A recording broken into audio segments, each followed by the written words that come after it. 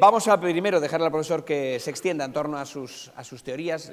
Vamos a hablar con él en primer lugar sobre su trabajo, sobre el futuro de la investigación en torno al envejecimiento, y después tendremos tiempo para plantear cualquier tipo de cuestión o duda por parte del público que hoy está aquí con nosotros.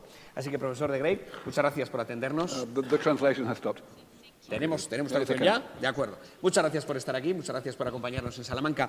Lo primero que le voy a preguntar, siempre habíamos tenido el envejecimiento como una parte inalienable de la vida.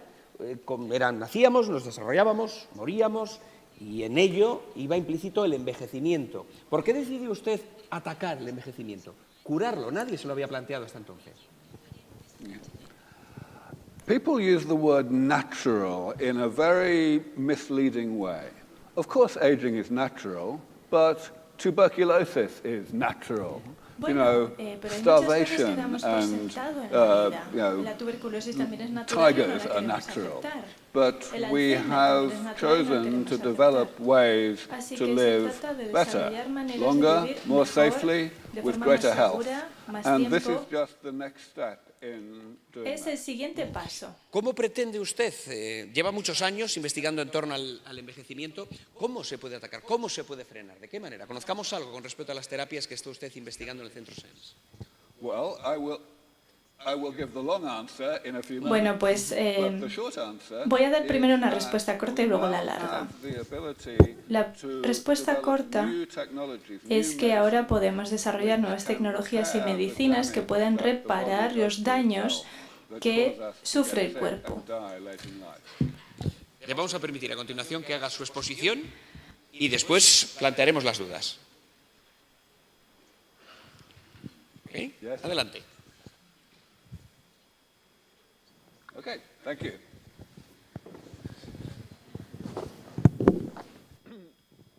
First of all, I want to thank you all. Oh, okay, I need your microphone.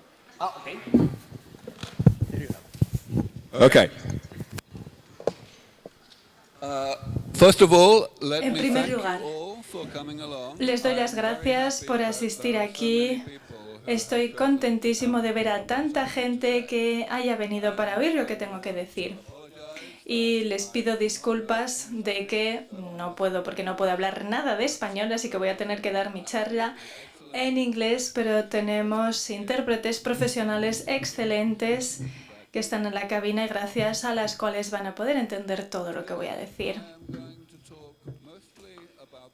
Hoy voy a hablar sobre todo de lo que hacemos en la SENS, esta organización, la Fundación de Investigación SENS, que es una fundación que se ha creado con mis ideas y a mi iniciativa. Y voy a hablar también del contexto social del trabajo que hacemos, lo que significará para la humanidad, porque es importante y porque tenemos que pensar en esta cuestión de cómo funcionaría el mundo o cómo funcionará cuando ya no exista el envejecimiento. Soy biólogo, así que la mayor parte de lo que voy a decir hoy son explicaciones de lo que es el envejecimiento, porque es un problema médico evitable y que se puede gestionar con la medicina en el futuro. Y los detalles de cómo se hará. No voy a ser demasiado técnico en mi exposición porque sé que la mayoría del público no tiene formación biológica, pero lo voy a contar de la forma más sencilla y comprensible posible. Voy a empezar hablando de ¿qué importancia tiene tratar esto? En este momento no nos tomamos el envejecimiento en serio, como acaban de oír. La gente se sigue preguntando por qué pensamos que el envejecimiento se puede cambiar con la medicina. Porque es un fenómeno inevitable que simplemente ocurre y tenemos que aceptarlo. Bueno, es una pregunta que no deberíamos hacer en realidad, o por lo menos ya no deberíamos seguir haciéndola. Tenemos que entender que el envejecimiento en realidad es un problema médico que en principio se puede resolver. Y cuando empezamos a entender ese concepto, entonces ya tiene sentido preguntarse cómo de grave es el problema, cómo de importante es. Y entonces tenemos que medirlo, tenemos que compararlo con otros problemas importantes. Por ejemplo, aquí hay algunos problemas a los que nos enfrentamos. El trabajo. De hecho, yo trabajaba en eso porque yo antes era investigador en inteligencia artificial, porque bueno, pensé en hacerlo porque la mayoría de nosotros teníamos que dedicar mucho tiempo a hacer cosas que no haríamos si no nos pagaran por hacerlas. Entonces pensé, bueno, pues si dedicamos el tiempo en lugar de eso a otras cosas que nos gustan, que enriquezcan nuestra vida, será mejor. Y sigo pensando que entonces es un problema. El trabajo es un problema, pero para mí el problema del envejecimiento es aún peor. De eso es de lo que voy a hablarles aquí. Voy a empezar por esto, voy a empezar con una pregunta. Seguro que todos ustedes saben que hace 200 años mucha gente moría muy joven. A lo mejor no saben cuántos, os lo digo, se lo digo. Hace 200 años, incluso en los países más ricos del mundo, más de 1/3 de los bebés morían antes de cumplir un año. Y también moría mucha gente, también morían muchos bebés en el momento del parto y después. Y ahora en los países ricos, incluso en los países en desarrollo, casi nadie muere joven. En Occidente apenas, y eso ha supuesto un éxito rotundo del cual deberíamos estar muy orgullosos. Pero, obviamente, tenemos que reconocer que, como suele pasar cuando resolvemos un problema que provoca sufrimiento a la humanidad, desenmascaramos o revelamos otro problema que surge a continuación. Y actualmente el siguiente problema que tenemos es vivir de forma sana incluso en una edad avanzada. Estar sanos incluso aunque seamos mayores. ¿No sería mucho más difícil para la comunidad médica, para la comunidad de investigación, mantenernos sanos? Porque si ya hemos podido resolver el problema de las enfermedades infecciosas que mataban a mucha gente, podríamos llegar a permitir que la gente siga sana a pesar de que sea mayor.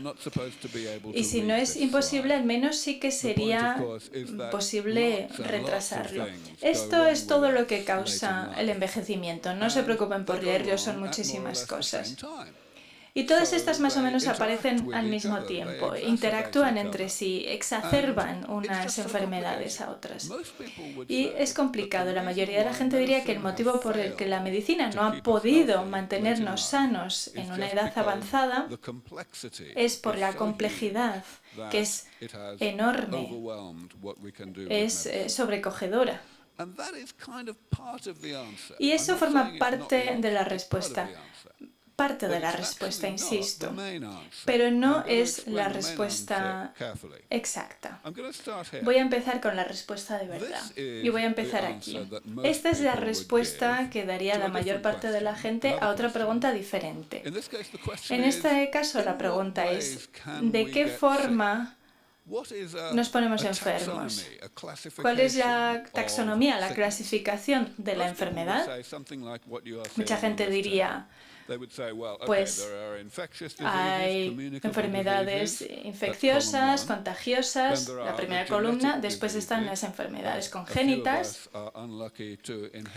Algunos de nosotros tenemos la mala suerte de haber heredado algunas de nuestros padres. Luego hay enfermedades crónicas, progresivas, asociadas a la vejez, que dominan actualmente el mundo de los enfermos en el mundo avanzado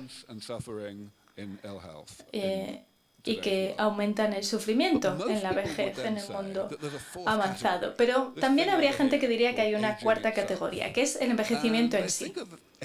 Porque piensan en el envejecimiento como algo totalmente diferente que no tiene nada que ver con las enfermedades, y por eso lo separo del resto de columnas con una raya más gruesa.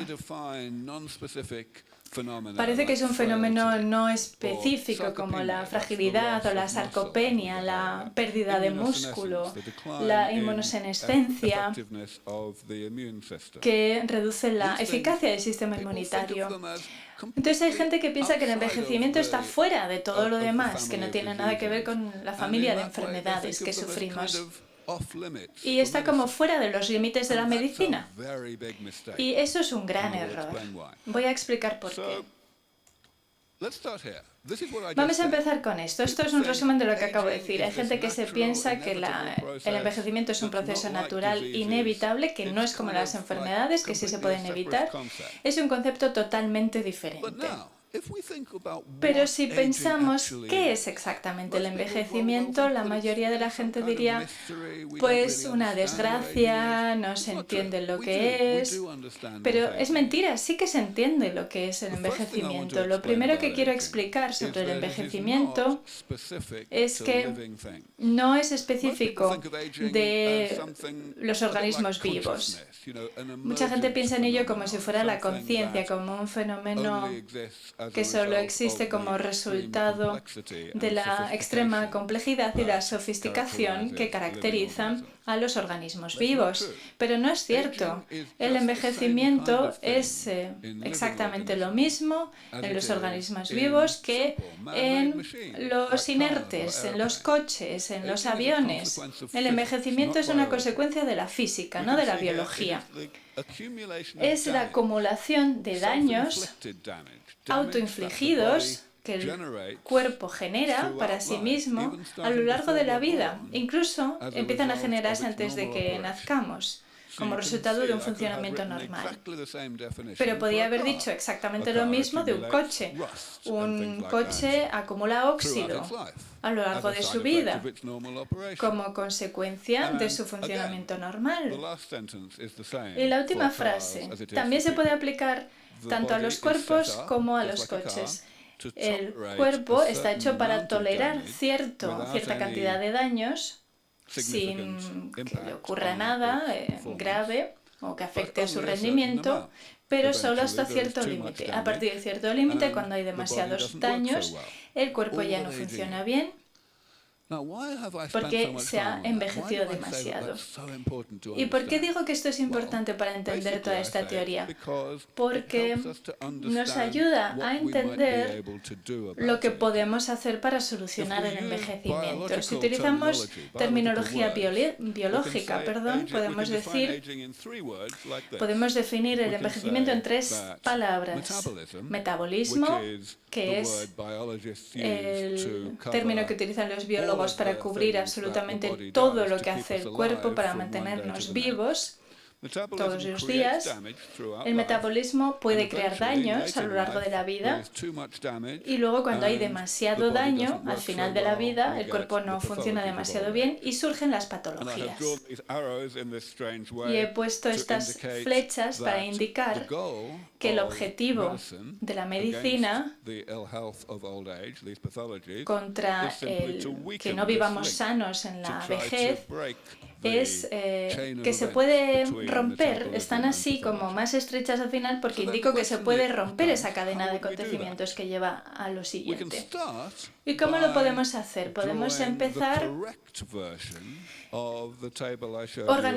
reorganizando ese cuadro que mostré antes de las enfermedades y del envejecimiento de esta manera. Este sí es el correcto. Esta es la perspectiva correcta. Las 4 columnas son las mismas, solo he cambiado esa raya más gruesa. El problema con esa raya más gruesa, mal colocada, es que nos da una impresión errónea de lo que podemos hacer para prevenir el envejecimiento. Si ponemos esa raya más gruesa a la derecha, donde estaba antes, lo primero pensamos que las 3 enfermedades, las 3 columnas que quedan a la izquierda son como las infecciones, es decir, se pueden desarrollar curas, tratamientos que eliminan las enfermedades como ya se hizo en su día con las infecciones. Pero el único motivo por el que la columna 3 es crónica y progresiva es porque afecta a las personas en las últimas etapas de la vida, porque forman parte del envejecimiento. Son consecuencias de la acumulación de daños. Exactamente igual que lo de la columna 4. Entonces, la columna 3 y la columna 4 deberían ir juntas. No hay ninguna diferencia biológica entre ambas. La única diferencia entre la columna 3 y la 4 es semántica, que hemos decidido dar esos nombres y esas características a esas enfermedades y a otras no. Es la única diferencia que hay entre una columna y otra. Y esto nos ayuda a decidir cómo tratar el envejecimiento, porque si seguimos entendiéndolo mal, como al principio, vamos a curar las cosas igual que curamos lo de la columna 1, pues entonces surge la geriatría. La geriatría trata de atacar a las patologías que surgen en la vejez directamente. Si vemos este diagrama, pues vemos claramente que eso no funciona y nunca funcionará, porque esos daños se van a seguir acumulando porque están antes. El metabolismo va a seguir sucediendo, entonces se van a acumular más daños, cada vez más daños. Es obvio que cualquier intento, cualquier medicina que trate de atacar a las consecuencias de los daños va a ser cada vez menos eficaz a medida que avance el tiempo. Es totalmente obvio. Y sin embargo, seguimos gastando miles de millones de euros tratando de desarrollar soluciones en esta fase de la vida, que nunca van a funcionar. Y para mí es escandaloso. No soy la primera persona en haberse dado cuenta de esto. Hace más de 100 años ya unas cuantas personas empezaron a darse cuenta de que la medicina geriátrica nunca iba a funcionar. Y por eso empezó a surgir la gerontología. La gerontología trata de hacer algo en este proceso, entre el metabolismo y el daño, pero de forma diferente, de forma más preventiva. La idea fundamental es depurar el metabolismo, decelerarlo, ralentizarlo. La inspiración de ese enfoque, de ese abordaje, procede del mundo de los organismos vivos.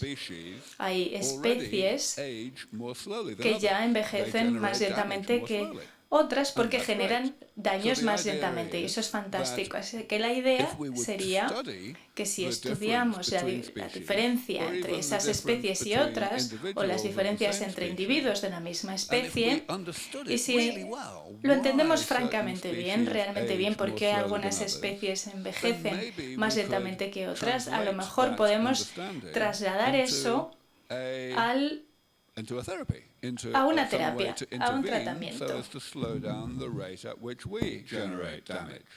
And of course that would have a great effect. It would postpone the age at which damage reaches this point where people get sick. Great. Except that you have probably noticed that in the past 100 years the gerontology approach has also completely failed to actually do anything about the ill health of old age. So we may ask, why is that? The answer is obvious. Metabolism is extremely complicated. But any of you in the audience who write software will recognize immediately that this diagram here is the ultimate nightmare of uncommented spaghetti code.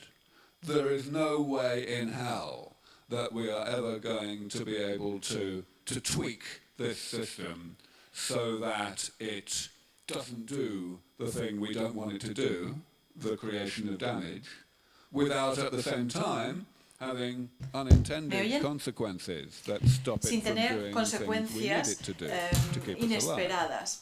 para mantenernos con vida, es decir, no va a pasar.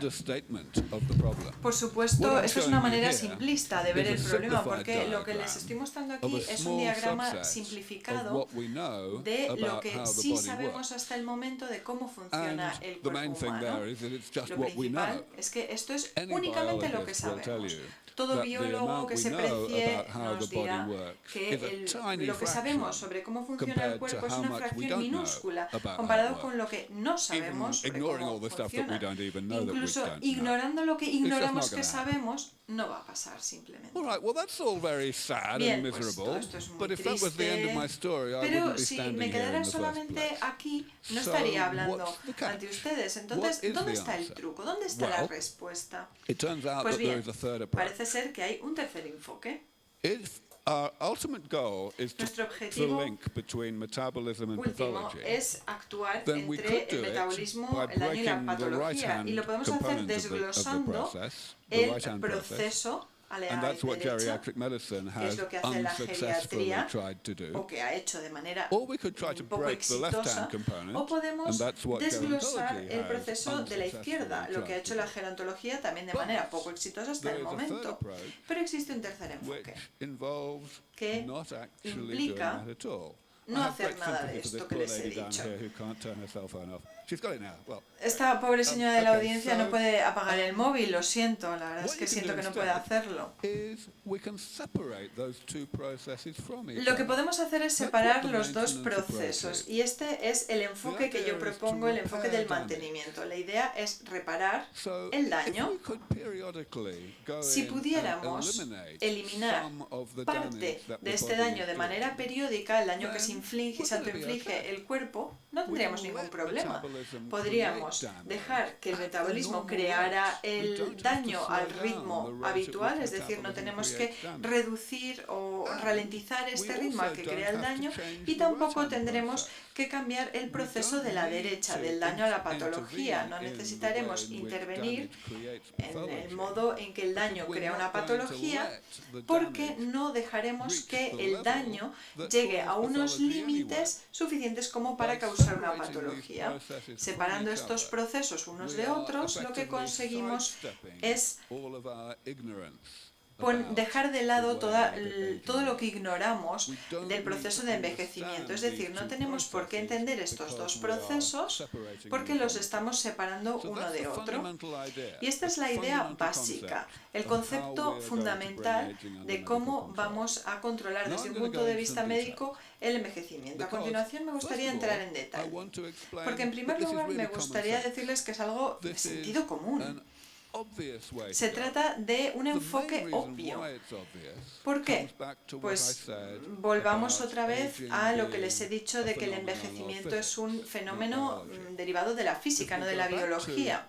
Si volvemos a máquinas no vivas, a organismos no vivos, como un coche, por ejemplo, nos daremos cuenta de que ya es lo que hacemos de manera exitosa para que las máquinas sigan funcionando durante mucho tiempo más del que se preveía que iban a funcionar. Este coche, por ejemplo, se fabricó hace más de 100 años. Obviamente, los fabricantes de este automóvil no esperaban que funcionara durante 100 años. ¿Por qué entonces sí funciona? Pues bien, porque lo tiene gente que está completamente loca, y lo que ha intentado hacer los dueños han sido un buen mantenimiento, un mejor mantenimiento del que tiene la mayoría de la gente con los automóviles, porque la mayoría, bueno, pues cuando el coche llega a 10, 15 años, pues no les importa que esté ya viejo y se compran otro. Pero esto no es lo que le ha pasado a este coche. Sus dueños han tenido otro enfoque. Así funciona el mantenimiento. Hay que hacerlo de manera profunda, de manera integral. Pero, en primer lugar, me gustaría tener un punto de vista de la sociedad. Lo que les he contado probablemente piensen, bueno, pues es algo lógico, es obvio. Pero entonces yo les diré, ¿por qué si es tan obvio tengo que estar aquí yo y decírselo? ¿Por qué no lo saben ustedes ya? Y esta es una pregunta realmente seria, realmente sesuda, porque creo que la razón por la que no lo sabemos aún es que la mayoría de nosotros es que no queremos saber. ¿Por qué? Pues bien, Desde el comienzo de la civilización hemos sabido que existe el envejecimiento y que es terrible. Pero también hemos sabido que no podíamos hacer nada al respecto.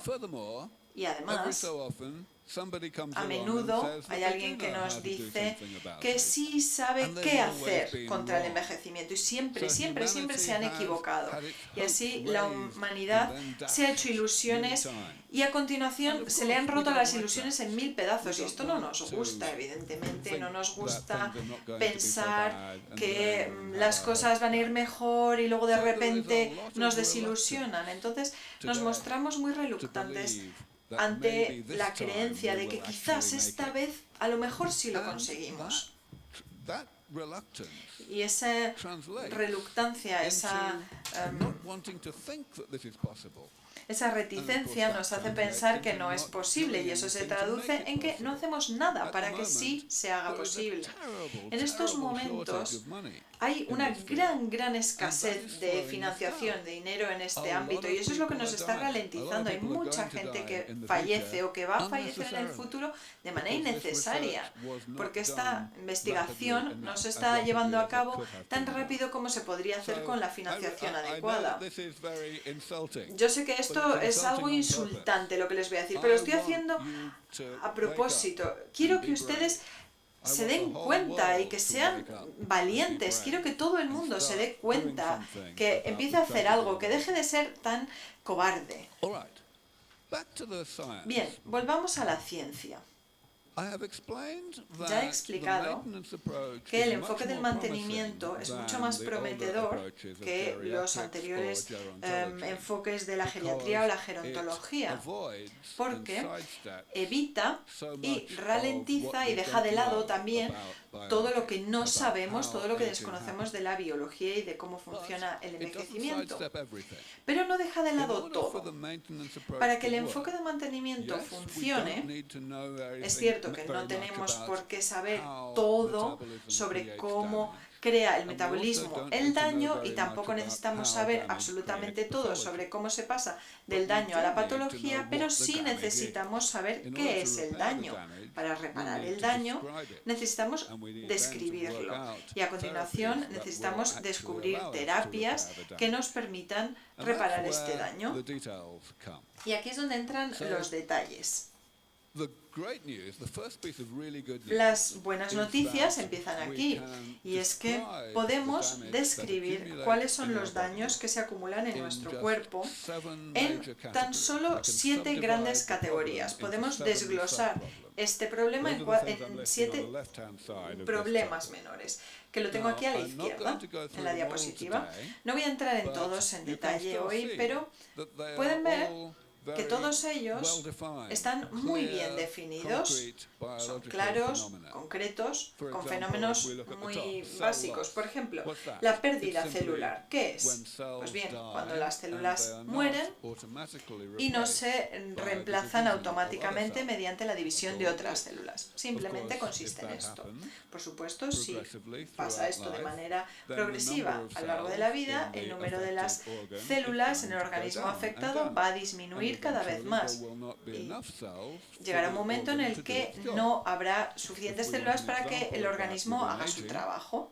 Si lo vemos con el envejecimiento, por ejemplo, lo vemos con la enfermedad de Parkinson, que es una enfermedad causada por la muerte celular en una parte concreta del cerebro.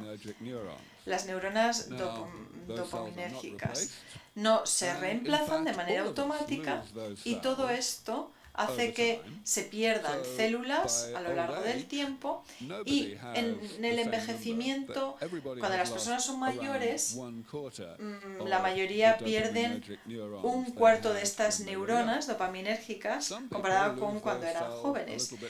Hay personas que las pierden de manera más rápida y a lo mejor pueden haber perdido 3/4 partes de estas neuronas y son las personas precisamente que sufren Parkinson. Así que la pregunta es, ¿Qué hacemos al respecto?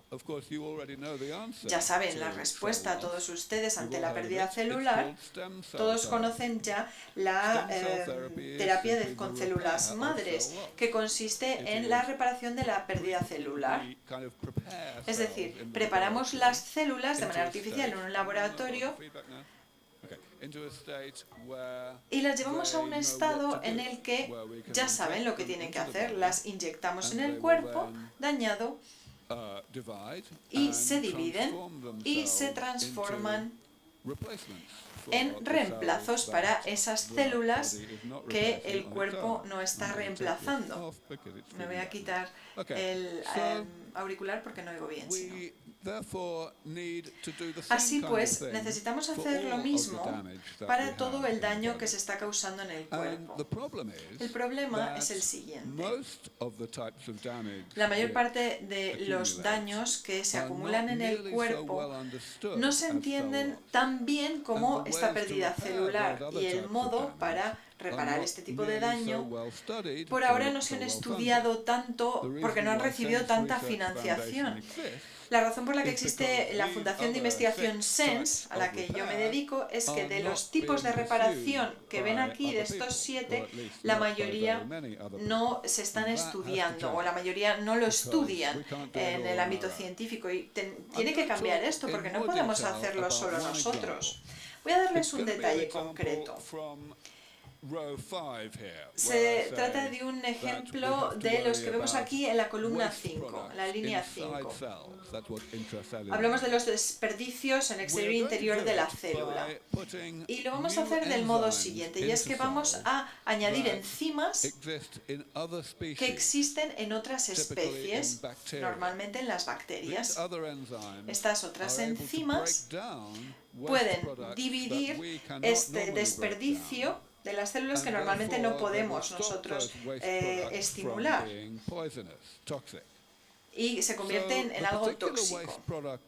Este producto del que yo voy a hablar es el colesterol oxidasa, el CHOC. Como saben, es una molécula importante porque normalmente la gente piensa que el colesterol es una molécula mala. No, se equivocan. El colesterol es una molécula esencial. Si no tuviéramos esto, estaríamos totalmente muertos. Desgraciadamente, el colesterol puede modificarse en el cuerpo mediante reacciones químicas y en ocasiones se convierte en moléculas que sí son tóxicas y malas para nosotros, son perjudiciales.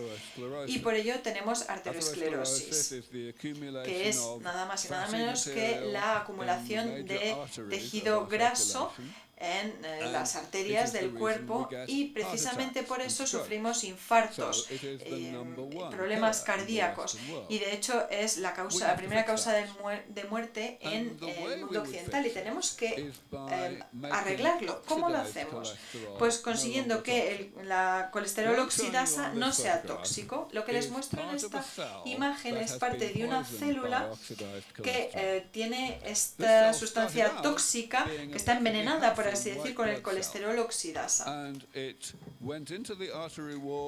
En las paredes de las arterias, los glóbulos blancos intentan limpiar esta materia tóxica. La mayoría de ella es este colesterol oxidasa. La mayoría de las células de los glóbulos blancos no tienen ningún problema en hacerlo, pero hay un pequeño problema con este colesterol oxidasa, y lo que hace es bloquear esta parte de la célula, que como pueden ver es este lisosoma saturado de lípidos. Está lleno de lípidos, lleno de grasa, por así decir. Dejan de funcionar, el resto de las células se van dejando de funcionar y se convierten en células espumosa, como ven a la izquierda. Y esto es lo que causa la arteriosclerosis. Pero no se tendrían infartos cerebrales si los glóbulos blancos pudieran procesar el colesterol oxidasa del mismo modo que como pueden hacerlo con el colesterol normal. Y por eso es por lo que hemos llevado a cabo un estudio. Aquí les muestro un experimento en un laboratorio. Son aún resultados muy preliminares, pero son muy prometedores. Lo que hicimos fue lo siguiente, y es que encontramos una bacteria en el suelo que podía dividir este colesterol oxidasa en 7-CACE, el 7-ketocolesterol.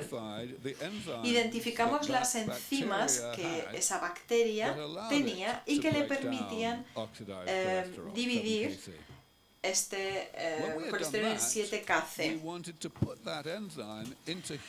Queríamos llevar esta enzima a las células humanas, y para hacerlo y que funcionaran las enzimas teníamos que modificar muchos factores. Nos llevó varios años saber cómo hacerlo, pero al final lo logramos. Lo que pueden ver en esta gráfica es un experimento en el que dimos a las células estas moléculas tóxicas, el 7-CACE. Pueden ver aquí las barras que conforman diversas concentraciones de 7-CACE. La altura de estas barras es la medida en la que estaban contentas, por así decir, las células. Cuanto más altas son las barras, mejores son los resultados, hay menos pérdida celular. Si hay menos moléculas tóxicas, las barras son más negativas, es decir, las células están poco contentas, por así decir. Pero ver aquí que a la derecha siempre está la barra más alta, y eso lo que les dice es que la enzima que utilizamos sí funcionaba, porque protegía a las células precisamente de sufrir este envenenamiento. Las otras barras son controles negativos, por ejemplo, células que no tenían nuestra enzima hecha mediante ingeniería, o tenían otra enzima diferente, o tenían la enzima correcta, pero no funcionaba del modo que queríamos que lo hiciera. Otros resultados que queríamos demostrar.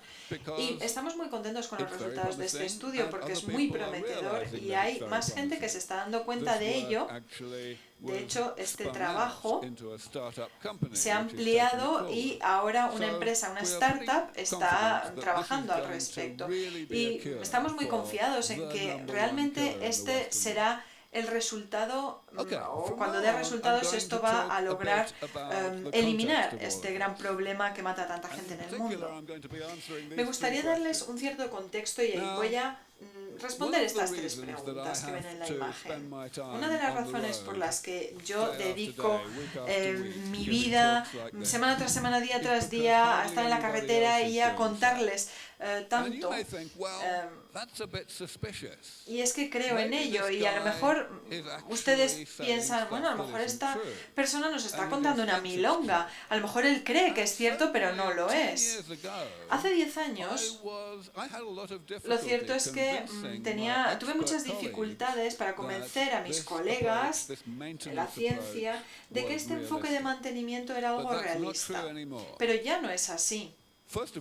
En primer lugar, hemos publicado muchos artículos en revistas muy prestigiosas en las que hemos demostrado el progreso de nuestras terapias que realmente funcionan, y aquí pueden ver alguna de ellas. Y aquí está la demostración del reconocimiento por parte de otros científicos. Sabemos que funciona.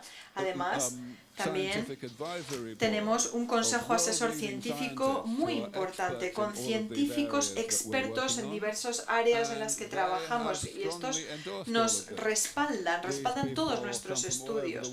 Son personas de todo el mundo. Aquí les voy a mostrar uno de ellos, María Blasco, abajo en la última fila, la segunda, que es directora del CIO, es amiga nuestra, muy respetada, muy prestigiosa esta científica, y estamos encantados de que respalde nuestro trabajo de manera contundente. Pero no solo ellos, sino que cada vez más gente está teniendo la misma idea. Por ejemplo, este es un artículo que se publicó hace 4 años y es exactamente lo mismo que yo les he contado. En este artículo, los autores del artículo dividieron el envejecimiento en 8 fases en lugar de 7, pero en realidad hicieron prácticamente lo mismo. hicieron también lo mismo con las terapias correspondientes que podían desarrollarse en el futuro para abordar y eliminar este tipo de daños. Es decir, la misma idea que yo tuve. Pero ahora ya no se ríe nadie de lo que estamos diciendo, porque ya la gente se está tomando muy en serio nuestro enfoque. Y de hecho este artículo está siendo referenciado por muchos otros artículos de la literatura científica literalmente cada 2 días.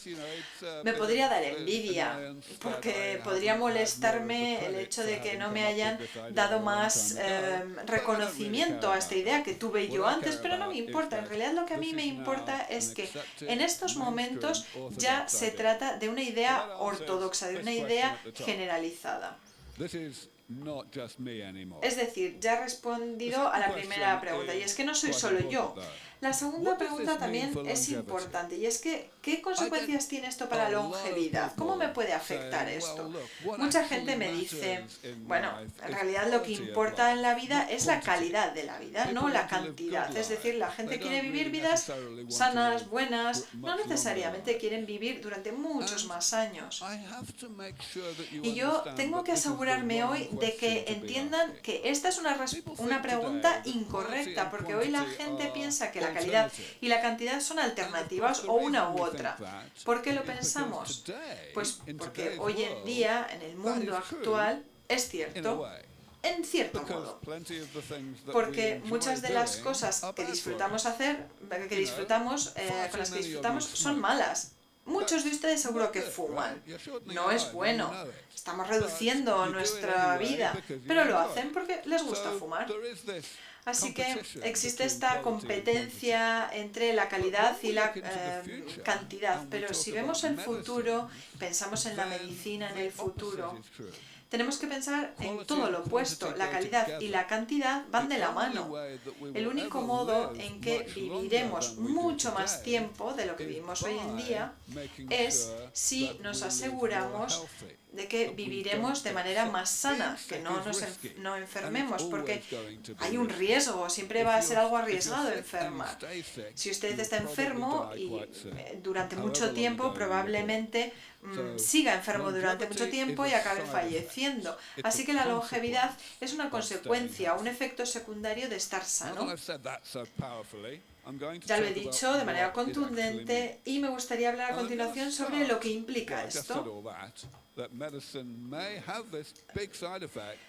Les digo lo que ya he mencionado antes, y es que la medicina puede incrementar la longevidad mucho, porque también va a incrementar la calidad de vida. Pero, ¿durante cuánto tiempo vamos a vivir? Algunos de ustedes ya saben que yo he dicho que la gente que hoy está viva, hoy en esta sala, pueden vivir hasta los 1000 años. Es decir, 200 años más que la propia Universidad de Salamanca. Es bastante tiempo, ¿eh? Pero no deberían centrarse en esto. La única razón por la que hago esta afirmación es que entiendo cómo progresa la tecnología. Las terapias en las que estamos trabajando hoy en día, las que les he mostrado en ese diagrama antes, solo ampliarán nuestra vida en aproximadamente 30 años. 30 años es mucho más que lo que hemos logrado hasta el momento ante las enfermedades y la discapacidad asociada con el envejecimiento, pero claro que no son 1000 años. Entonces, ¿por qué hablo de 1000 años? ¿De dónde viene esta cifra? Pues viene de este concepto que yo llamo la velocidad de escape de la longevidad. Ya les he dicho antes que estas terapias están intentando reparar el metabolismo y los daños. Es decir, no estamos intentando ampliar la vida de manera que ralenticemos el daño. Piensa en una persona que tiene 60, 70 años, incluso mayor, y le podemos reparar. Podemos rejuvenecer a esta persona y que biológicamente tenga 30 años, porque lo que haremos será eliminar la cantidad de daño que ha acumulado su cuerpo un nivel como el que tenía a los 30 años, y eso significaría que estamos dándoles más tiempo. Es decir, biológicamente no tendrán 60 años hasta que tengan 90. Y cuando tengan 90 años, tendrán unos daños que las terapias que existían en ese momento no podían curar, porque el daño a lo mejor es mayor que las terapias que existían en ese momento, pero no será un problema, porque 30 años más tarde no estaremos utilizando las mismas terapias que utilizábamos en ese momento. Es decir, tendremos nuestra fundación será la 2.0, es decir, habremos tenido esos 30 años para investigar, y entonces podremos tratar a esas personas que tengan 90 años como si biológicamente tuvieran 60 otra vez, y podremos rejuvenecerles una vez más. Es decir, biológicamente ya no tendrán 60 años por tercera vez hasta que tengan 150 años, etcétera. Es decir, siempre tenemos que ir un paso por delante del problema. Parece ser que la tasa del progreso que necesitamos, el ritmo al que necesitaremos mejorar estas terapias, es muy lento, mucho más lento que el ritmo habitual en el que están mejorando las tecnologías después de empezar a desarrollar. Por ejemplo, imagínense el vuelo. Los primeros vuelos en 1903 y los vuelos ahora mismo y los aviones en 2017 son totalmente diferentes. Y en 1963 había vuelos que no tienen nada que ver con los aviones, por ejemplo, con los aviones que tenemos ahora. Es decir, una vez que lleguemos a la idea correcta, todo se desarrolla de manera mucho más rápida. Imagínense lo que imaginaron los hermanos Wright en 1903 y lo que tenemos ahora. Y por eso les digo que la gente que ahora está viva probablemente tengan unas oportunidades a lo largo de la vida que nunca nos hubiéramos imaginado. Pero esto significa que es muy importante estimar cuándo empezarán las terapias que realmente funcionan. Es decir, ¿en qué momento vamos a llegar a esta velocidad de escape de la longevidad? La respuesta es que no tengo ni idea. Es decir, en 1900 había físicos muy respetables que decían: el vuelo automatizado, el vuelo motor es imposible, nunca se hará, nunca se podrá volar. Pero tan solo 3 años después, los hermanos Wright lo lograron. Podemos ver también los inventos de Leonardo da Vinci. En el siglo XVI dijo: pues así es como podemos volar. Tuvo buenos inventos, buenas ideas, pero no funcionaron, y no funcionaron en 400 años. Es decir, se puede ser demasiado pesimista o demasiado optimista cuando estamos hablando de tecnologías pioneras. Por tanto, lo único que les puedo decir en este momento es la probabilidad. Yo creo que tenemos una oportunidad del 50% de desarrollar este tipo de medicina en los próximos 20-25 años, siempre que el trabajo reciba la suficiente financiación en estas primeras fases, hasta que logremos los conceptos adecuados. Sin embargo, también hay una oportunidad de menos del 10% de que se tarde más de 100 años.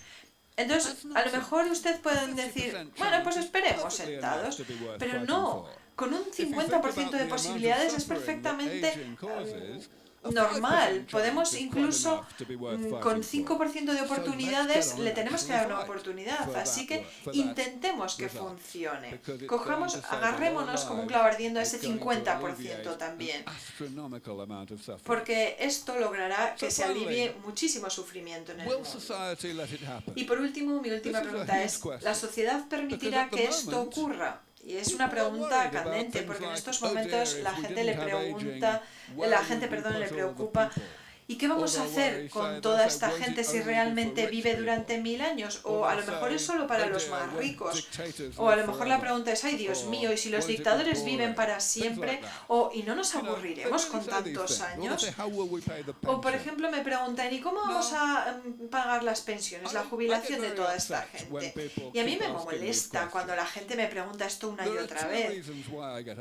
Me molesta por dos razones. En primer lugar, es porque llevo respondiendo esta pregunta durante 15 años ya. Y a ver si la gente ya se acuerda de mi respuesta. Pero las respuestas son obvias y esa es la segunda razón. Levanten la mano ustedes si quieren realmente tener Alzheimer. Fácil, ¿verdad? Nadie quiere tener Alzheimer. Levanten la mano si quieren que alguien que conocen vaya a tener Alzheimer. Nadie levanta la mano, ¿verdad? Y lo mismo para el cáncer, nadie quiere tenerlo. Lo mismo para la arteriosclerosis, la osteoporosis, etc. Nadie quiere que la gente enferme. Por ello, tenemos que tener esto en cuenta.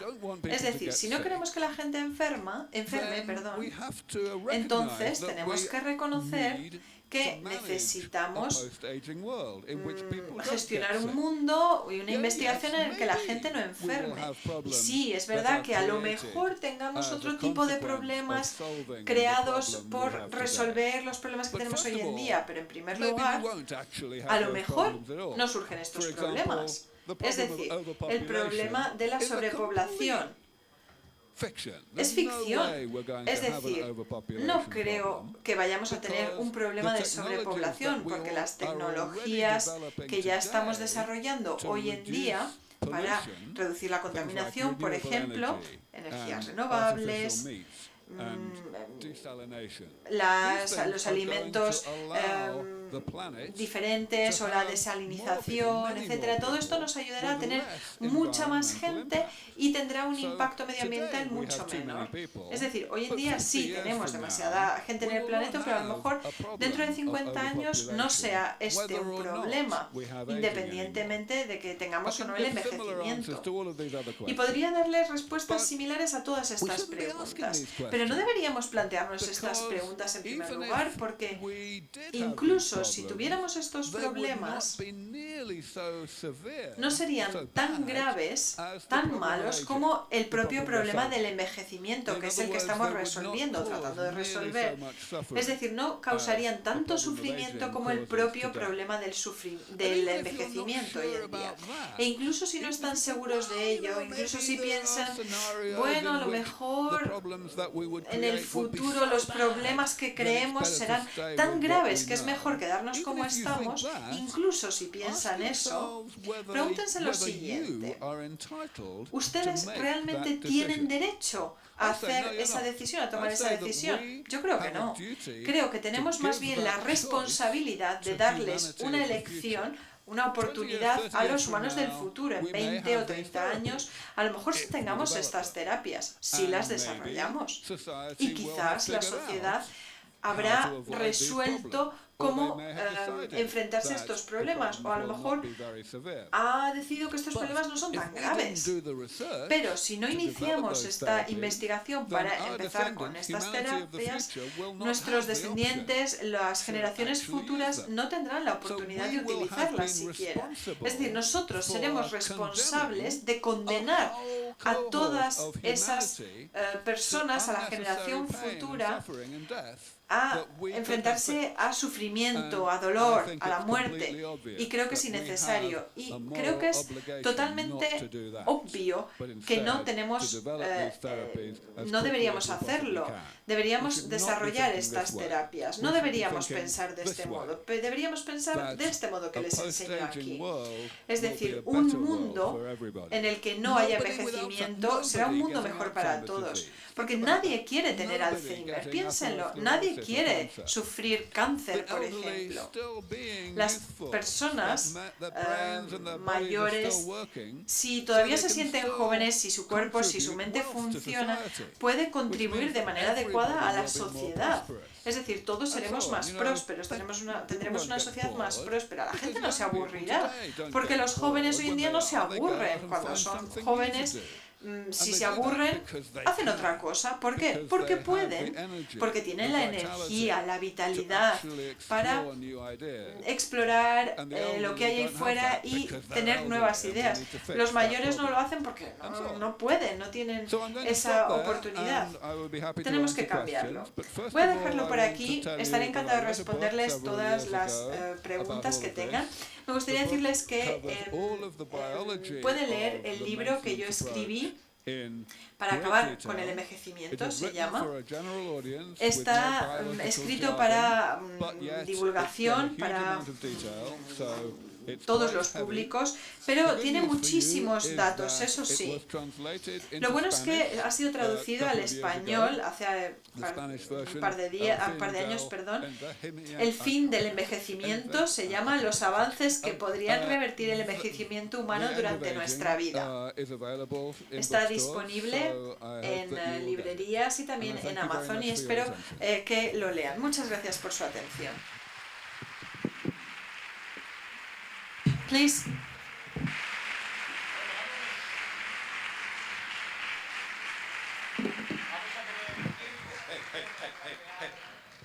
Para plantear preguntas para el doctor Legray.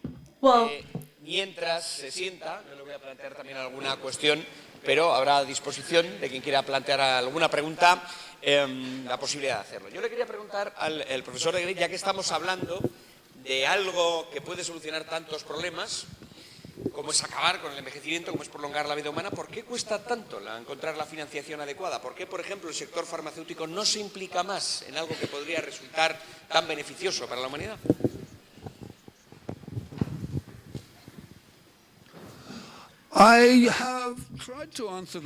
Yo he intentado de hecho responder esa pregunta hoy. Voy a hacerlo de forma muy directa. Es básicamente cobardía. La gente lleva mucho tiempo equivocada por esa incapacidad de resolver el envejecimiento a lo largo del tiempo y no piensa o no se siente capacitada para poder vivir tanto tiempo. Una vez que los laboratorios lleguen a realmente poder solucionar el problema, se va a producir un salto cuántico, porque en cuanto se desarrollen las tecnologías, el aumento va a ser muy rápido. Y sobre todo lo que importa es llegar a ese punto álgido, a ese punto en el que se producirá ese salto cuántico, para que la investigación pueda avanzar al ritmo necesario para que el envejecimiento y la muerte no sean un problema. Y espero que realmente lleguemos a eso. Cualquier pregunta, que lo vivan. Estamos aquí a disposición del público. Adelante. Sí, yo quisiera hacernos todos, por lo menos dejar en el aire una reflexión que creo que es importante. Si todos sabemos que la enfermedad de Alzheimer o las enfermedades degenerativas de aquí a 50 años se van a triplicar, el coste que tiene una enfermedad, tanto para el Estado como para la familia, el coste que tiene una enfermedad de esas está en torno a los 30.000 euros al año.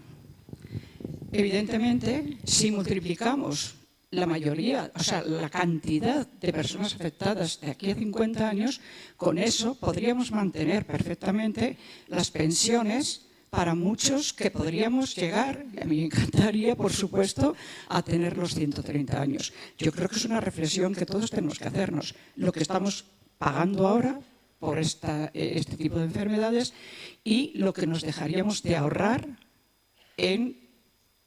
sin tener ese tipo de enfermedades.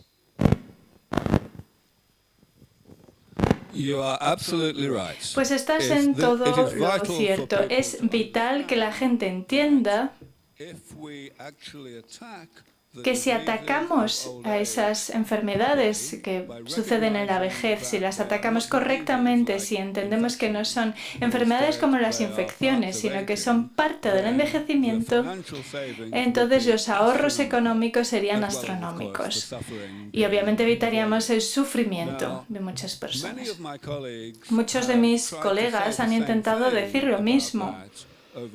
a lo largo de los años, incluidos, pues por ejemplo, tratar de hablar con los gobiernos de todo el mundo, no se les ha dado muy bien, no han tenido mucho éxito. Yo creo que el principal motivo por el que no han podido hacerlo es porque la gente no ha insistido lo suficiente en eso, en explicar las llamadas enfermedades de la vejez, que en realidad no son enfermedades, son inherentes al envejecimiento. Si la gente que está en la administración, en los gobiernos, entendiese que son parte del envejecimiento, serían más proclives a escucharnos y a gastar el dinero en otras cosas. ¿Otra pregunta? Bueno, gracias por lo que... ¿Sí? Ahora, perfecto. Bueno, muchísimas gracias, doctor. Puesto que el tener seres humanos y científicos con su nivel, teniendo este enfoque, es lo que nos puede marcar la diferencia y llegar a tener una sociedad mejor y nos llega un hilo de esperanza en la sociedad.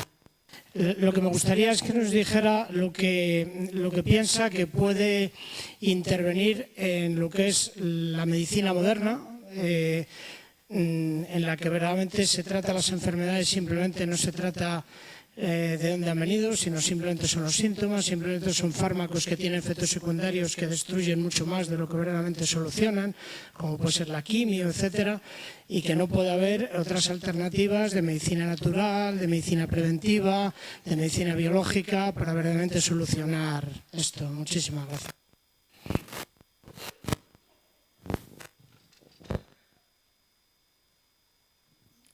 Is that a question? ¿Era una pregunta? Su opinión al respecto de esta reflexión.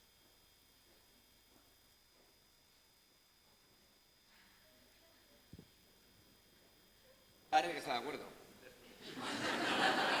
Vamos a ir con otra pregunta. Yo le quiero preguntar mientras continuamos con las preguntas. Well, sure, I agree. Yeah, obviously I agree. Sí, obviamente estoy de acuerdo. Thank you for your thanks. Sí, pero gracias por darme las gracias. Al profesor si estas teorías, estas terapias, mejor dicho, que se están desarrollando de cara a acabar con el envejecimiento, podrían ser después asequibles al común de los mortales. Es decir, si no estaríamos invirtiendo muchísimo dinero en una medicina que al final solo va a estar al alcance de unos pocos bolsillos. Right, so this is extremely important. Sí, eso es muy, muy importante. Y la respuesta se refiere a la respuesta que di a la primera pregunta, la del Alzheimer. El coste económico del envejecimiento es igual de astronómico que el coste humanitario, en términos de sufrimiento me refiero. Si la gente no enfermase a medida que va llegando a la edad más avanzada, podría seguir contribuyendo a la sociedad, podrían seguir siendo productivos, y también la gente que cuida de ellos. Si los hijos no tuvieran que cuidar de sus padres con Alzheimer, podrían dedicarse a otras cosas, podrían ser productivos para la sociedad.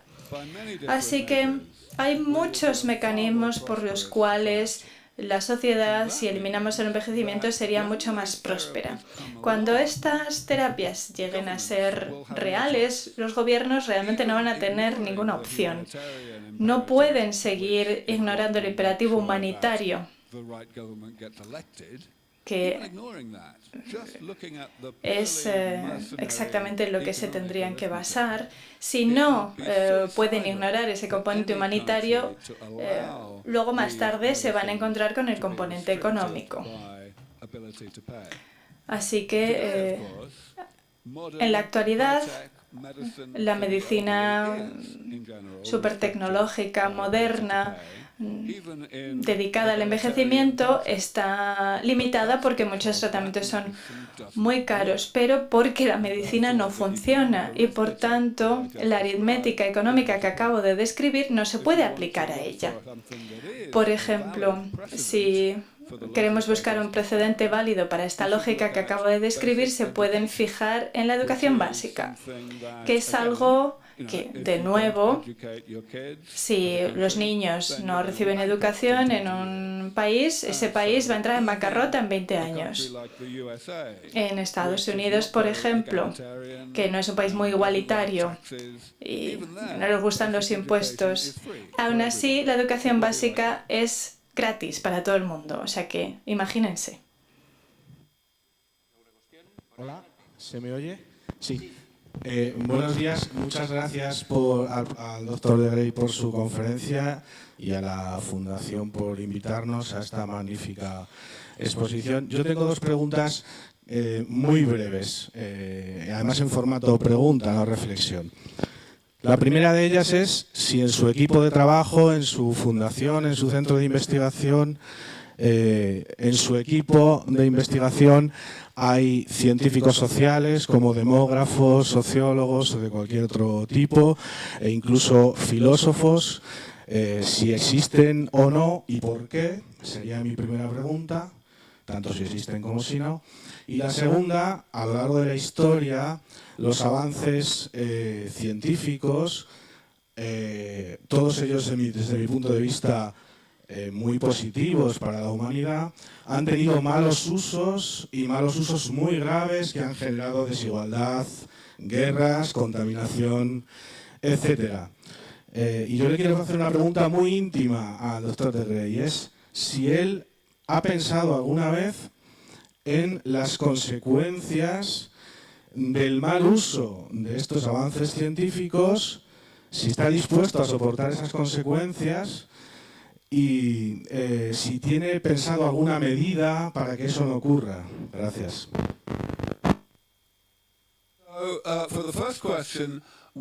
Para la primera pregunta, hemos hecho muy poco en nuestra fundación sobre demografía, política y todo eso, pero eso no significa que no lo tengamos en cuenta. Dedico mucho tiempo en charlas, en debates, a ir a charlas y debates de gente que sí se dedica a eso, y yo creo que es vital que especialistas de esas áreas estén bien informados de los progresos que estamos haciendo en términos biológicos para que puedan hacer sus análisis correctos y estudios correctos de las consecuencias de lo que nosotros estamos haciendo en el campo biológico y para que puedan preparar a la sociedad de forma adecuada.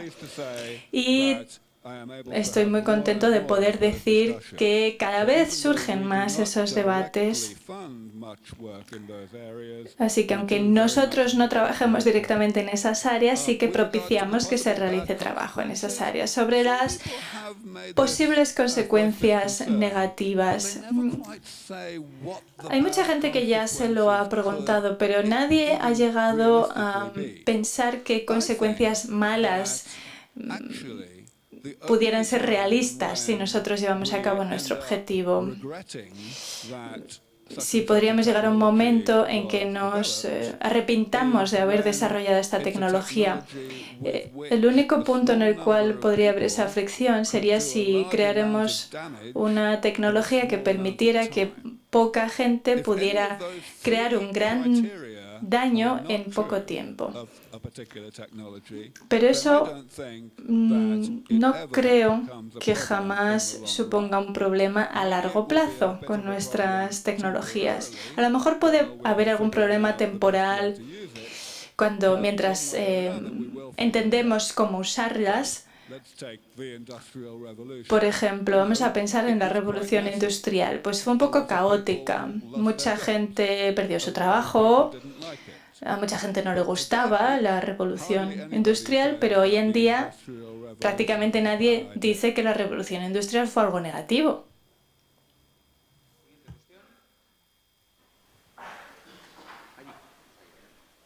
¿Se me oye? Vale.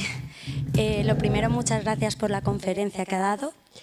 Y mi pregunta, primero la voy a enfocar. Hoy en día salen muchos estudios demostrando que enfermedades como el cáncer están estrechamente ligados a factores ambientales, ya sea la contaminación, el tipo de alimentos que consumimos, ligados al estilo de vida que llevamos hoy en día, sobre todo en los países más desarrollados tecnológicamente.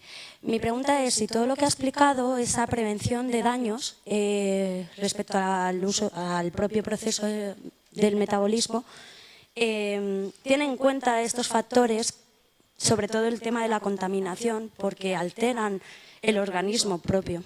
Muchas gracias. No nos hemos centrado en el estilo de vida, sobre cuánto vivimos y nuestro estilo de vida, pero sí hay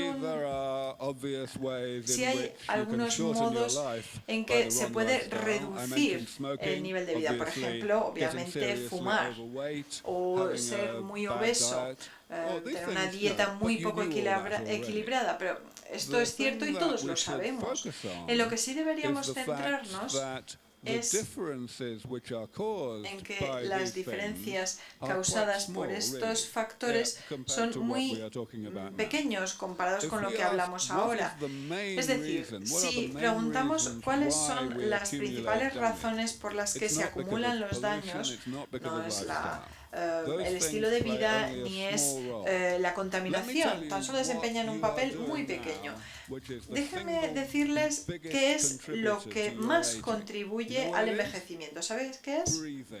Respirar.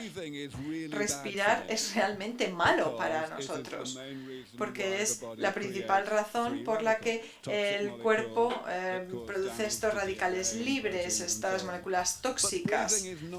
Pero respirar no es negociable, es decir, todos tenemos que hacerlo sí o sí, y por ello tenemos que estudiarlo de un modo diferente y reparar estos daños causados por el respirar, por la respiración. Y si se respira más rápido, es lo mismo que se produce cuando hay un estilo de vida poco saludable.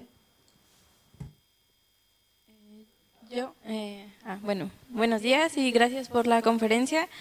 Y yo veo aquí un problema, bueno, varios, ¿no? Pero bueno, el principal y más concreto, bueno, la propuesta parece ser que para mantener llegar hasta la vejez y longevidad y más, se necesita que la propuesta es que las células siempre estén sanas, siempre, y como una máquina, como si fuéramos un coche, pero no sé, no parece suficiente eso como porque vamos, el cuerpo no solo son células, somos toda una constitución de más cosas y no es tan fácil como cambiar solo partes y el cuerpo se deteriora. Entonces, ¿qué llegaríamos a la necesidad de cambiar nuestras piezas como brazos o no sé si han pensado eso? Right, so you are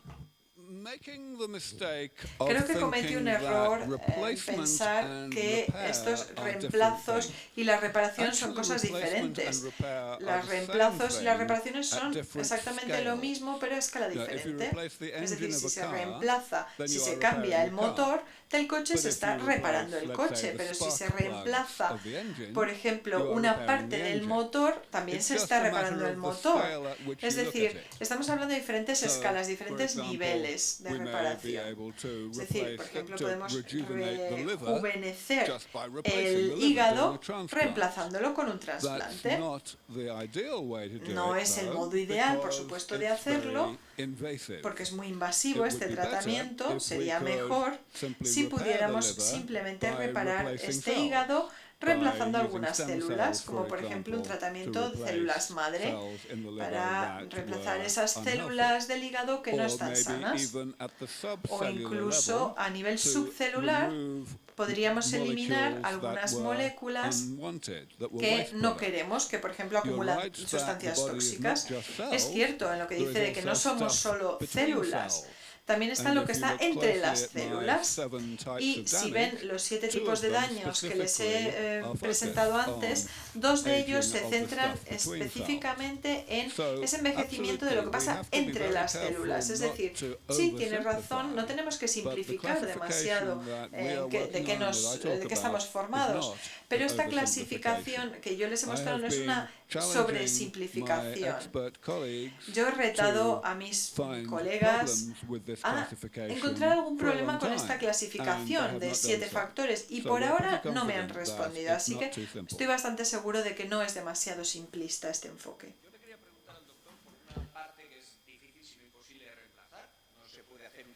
Por ejemplo, de cerebro, que es una materia además muy plástica. Estamos hablando de ir renovando poco a poco el cuerpo para conseguir una mayor longevidad. ¿Qué ocurriría con el cerebro? ¿El cerebro se podría actualizar a la misma velocidad que el resto del organismo? ¿Podríamos seguir estudiando con 120 años, o sea, hacer una nueva carrera, acumular doctorados? ¿Esto sería posible? ¿O tiene un límite físico el cerebro? First of all, you're quite right to mention the brain. Sí, es adecuado mencionar el cerebro porque es el órgano para la autonomasia que no podemos reemplazar de una vez. Sería muy complicado, por supuesto, pero el cerebro es también algo que se puede reemplazar como cualquier otro órgano mediante células madre. Su pregunta, yo creo, es, a lo mejor el cerebro va a saturarse, se va a llenar con tanto conocimiento durante tanto tiempo, pero lo cierto es que el cerebro no funciona como un disco de un ordenador con una cierta capacidad, tiene una cierta memoria holográfica. Cada recuerdo, cada aspecto de la personalidad, etcétera, se almacena de manera distributiva con diferentes células y las conexiones que existen entre las células. Esto significa que como adultos ya estamos olvidando cosas de manera tan rápida en que aprendemos cosas, es decir, olvidamos y aprendemos cosas. Si no recordamos estas cosas o recordamos recuerdos, al final los olvidamos, porque así es como se refuerza el recuerdo, trayéndolo a la memoria. Pero lo cierto es que yo, por ejemplo, no recuerdo la mayoría de los nombres de mis compañeros del instituto, pero no me molesta. ¿Para qué? Es decir, ya estamos en un cierto equilibrio y vamos a seguir así. Es verdad, olvidaremos muchas cosas, pero vamos a aprender muchas otras, nada va a cambiar. Muchas gracias, felicidades por la conferencia, ha sido muy interesante. Yo le quería preguntar, ahora que está en plena campaña de captación de fondos para el proyecto 21, ¿cómo percibe que están respondiendo a los fondos de inversión de Silicon Valley y las grandes empresas tecnológicas? ¿Nota que están realmente interesándose por estos temas? Muchas gracias. Cada vez es más fácil, cada vez es más sencillo. Aún nos queda mucho por delante, es difícil persuadir a las personas para que donen dinero, especialmente las personas más ricas que han acumulado su riqueza a través de los negocios, porque creen en el capitalismo, no necesariamente las organizaciones benéficas, pero cada vez es más fácil porque tenemos más éxito con nuestros proyectos y nuestros proyectos ahora se están convirtiendo cada vez más en empresas startup. Pero aún tenemos muchos proyectos vitales que no han alcanzado esa fase, que aún no están listos para que haya inversión en ellos, porque los plazos aún son muy prolongados. Así que sigue siendo esencial el que la gente nos preste su apoyo de manera filantrópica. También se necesitan inversiones en las empresas comerciales que ya están dando los pasos siguientes en los proyectos.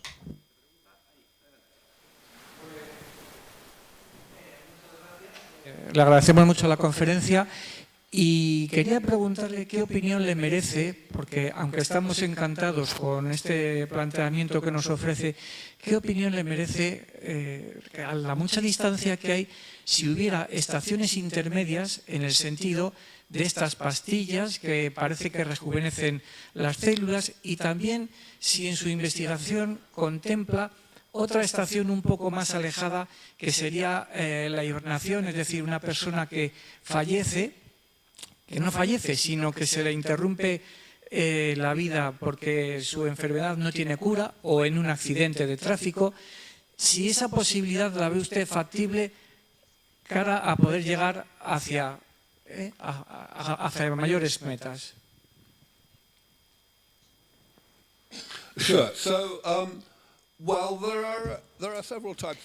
Sí, creo que hay fases intermedias diversas. Algunas de ellas, lo más importante que hay que entender es que los daños no son independientes unos de otros. Suelo hablar yo de ellos de manera más simplista como si fuera algo independiente, pero no es así. Y es cierto que los 7 daños que yo menciono nos pueden matar. Incluso si resolviéramos los otros 6 de manera individual nos pueden matar. Pero si resolvemos un daño, por ejemplo, a lo mejor puede tener efectos secundarios en el ritmo de acumulación del resto de daños. Siempre habrá algunas personas que sufran de manera desproporcionada un tipo de daño en concreto y probablemente estas personas pueden beneficiarse si resolvemos uno de esos 7 daños, incluso si no podemos resolver el resto, y eso es una fase intermedia también. Lo que usted ha mencionado es diferente. Si habla de la criogenización, la criogénesis, es decir, que una persona que esté muy enferma pueda declararse legalmente muerta y se le pueda congelar. Sí, es decir, una persona que está muy enferma, pero no se va a poner más enferma, porque ya no está acumulando daños si se le criogeniza. Para ser declarado legalmente muerto, tiene que estar muy enfermo.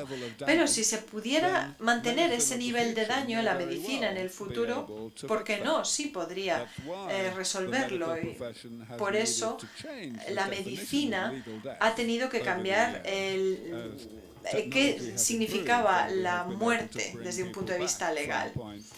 Porque antes se podía considerar una situación irreversible que ahora sí se puede volver a la vida.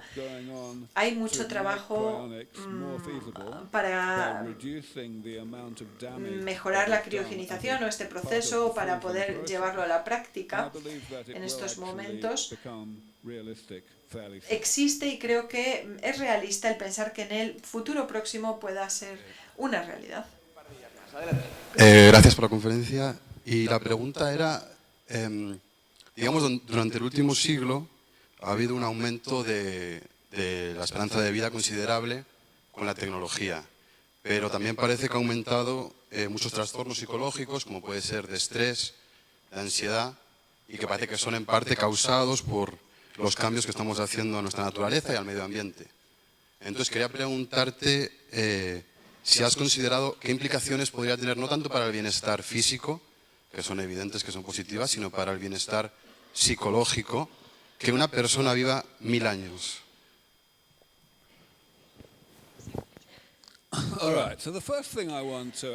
Lo primero que quiero señalar, que ya he dicho en la charla, es que la longevidad es un efecto secundario de la salud.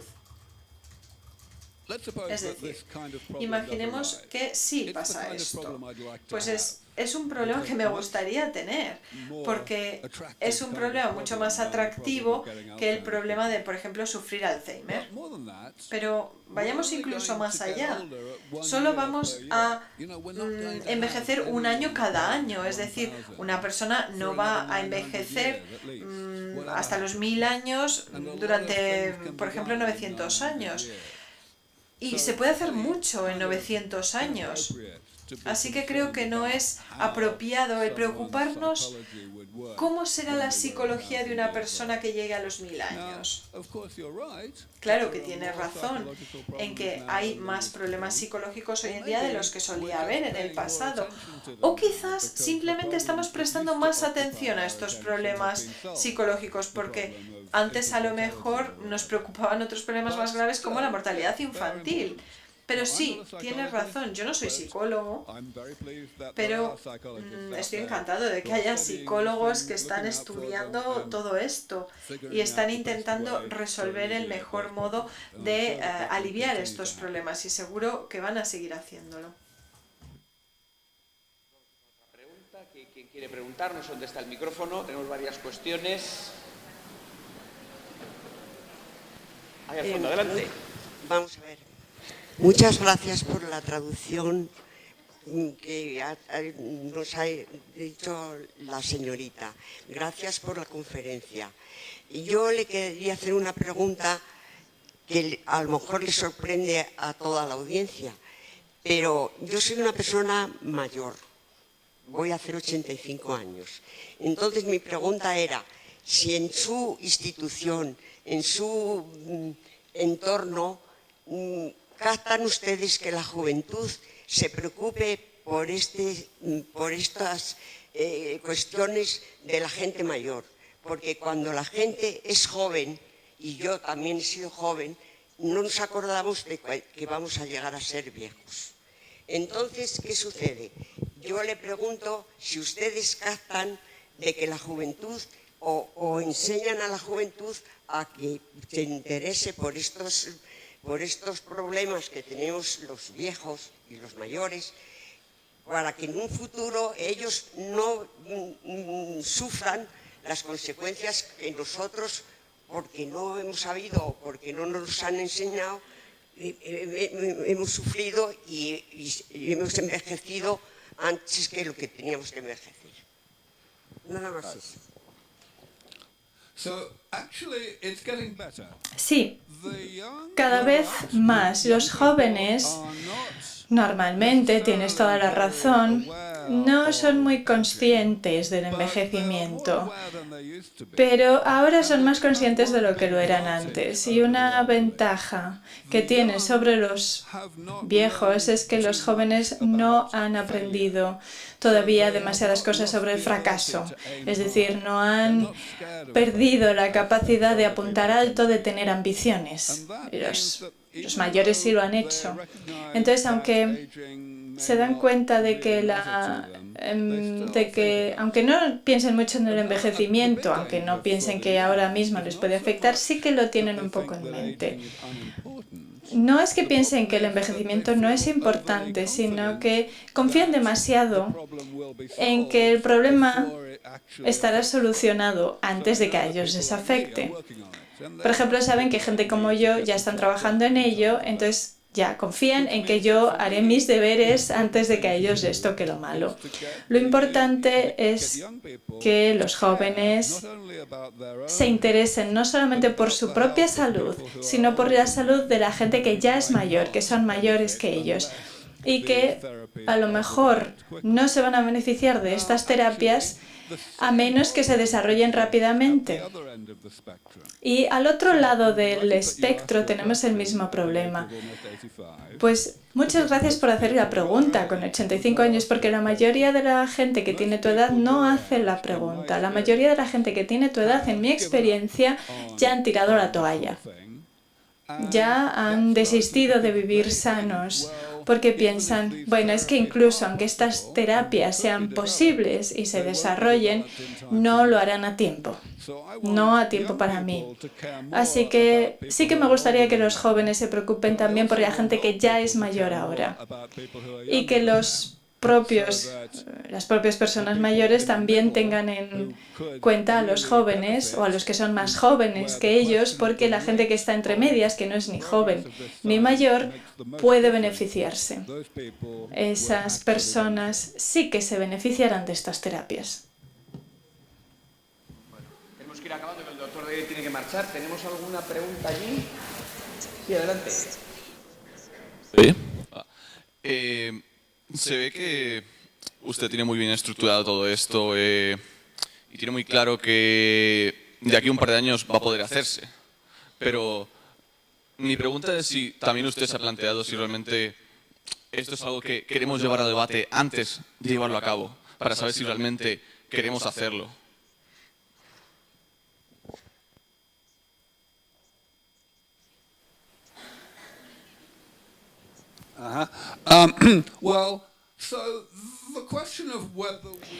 Bueno, lo de si deberíamos debatir sobre esto o no, y supongo que te refieres a si la sociedad debería debatir de ello. Me parece una pregunta rara, porque ya lo hemos debatido, ya se ha hablado de ello.